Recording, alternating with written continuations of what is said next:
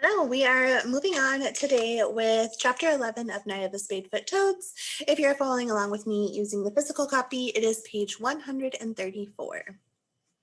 Mrs. Tibbets pours hot chocolate into Ben's cup and sits down at the kitchen table across from him. Outside, the rain beats on the windows. Ben shivers again. His jeans are still a little damp and he feels chilly. He looks around Mrs. Tibbets' kitchen. It's cozy and cluttered. The boxes of pictures and papers are still sitting by the table. Mrs. Tibbets sighs and leans forward, propping her elbows on the table. Well, here's the problem, she says. I only own the house and a little land around it. My sister-in-law owns the rest of the property, and she's going to sell it to a developer who plans to put a bunch of houses. But I thought it was all yours, Ben says. You live on it. No, my husband inherited the house and the yard, but his sister got everything else. He made her promise not to develop on it right away after he died. But it's been over a year now and she's got an eager buyer. She owns the land. She can do what she wants. But that's not fair, Ben says. This is your home. Well, I could stay here and watch the bulldozers scrape away the trees and the workmen build the fancy houses, but I don't think I'd enjoy that very much. I'd rather go somewhere else. Couldn't you explain to your sister-in-law about the pond and the woods? And she knows that. She grew up here. But why won't she listen to you? The truth is, we don't get along very well and never have. She's a practical woman who has very little patience with what she calls my quirky ways. Thomas drove her crazy too. Together, we just about made her pull her hair out. She's had her mind set on selling the property for years, but my husband kept talking her out of it. Also, I believe she thinks she's helping me. She sees me as an old woman whose house is a mess and just doesn't have any money. A woman who's about to lose her job. Lose your job? What do you mean? Oh, Ben, I was away from teaching for a year when my husband died. When I decided to come back this winter, they had to find a spot for me somewhere. So they gave me a little space to teach science for the rest of the year. They didn't even really need a science teacher. Honestly, I don't think there's room for me there anymore. And I'm tired of jumping through their hoops. Ben thinks about Mr. Nickleby and how he didn't seem to like her very much. Can they fire you? Mrs. Tibbets shakes her head. Well, they won't fire me. They'll just make it very hard for me to stay. And maybe that's all right. I've taught a long, long time.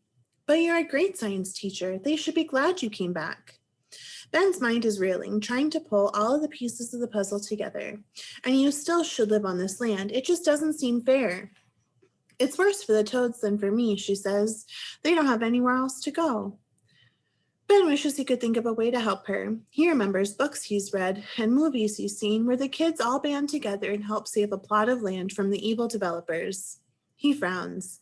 Those were just feel-good stories, nothing but make-believe. This is a lot more complicated. Still, there must be something he can do.